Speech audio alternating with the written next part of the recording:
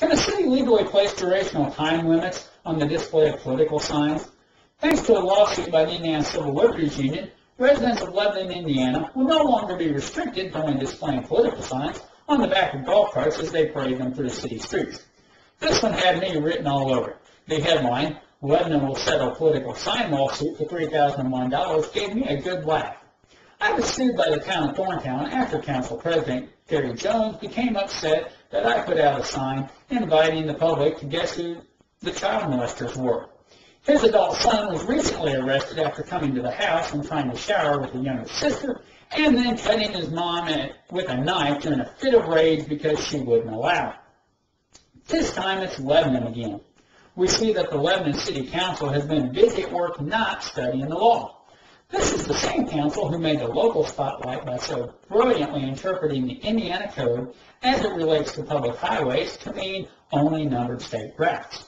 Thus, they passed a city ordinance to override state law and allow the locals to piddle around on their golf carts on the public roadways. Oh, not all roadways.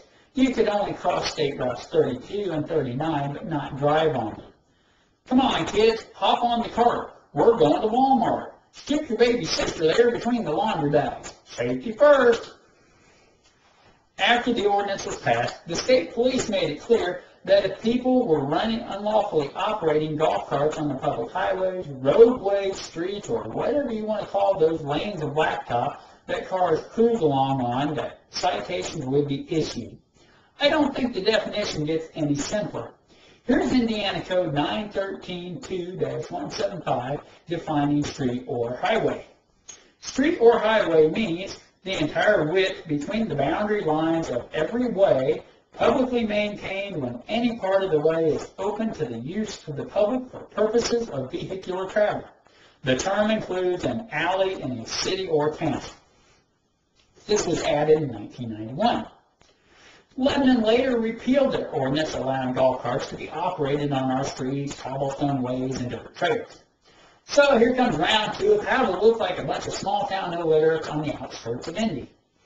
In the long-standing tradition of Boone County politics that says, we are in charge and you will do as we say, not as the Constitution allows, comes the Lebanon, Indiana sign ordinance.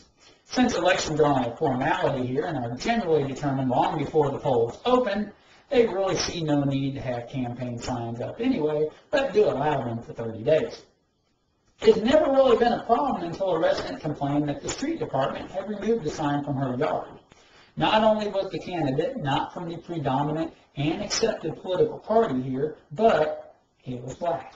Yes, it was an Obama sign. Since many state Supreme Courts have ruled sign durational time limits unconstitutional, you would think Lebanon could take their cue from that. No way that is happening, though. After all, common sense says to follow what courts have determined to be the law that controls your local ordinances and thus avoid unnecessary lawsuits and expense. Today, the council voted to pay the $3,001 to settle the suit. So, those of you who answered no to that opening query, sit back, relax, and enjoy your victorious moment in playing Am I Smarter Than the Lebanon City Council?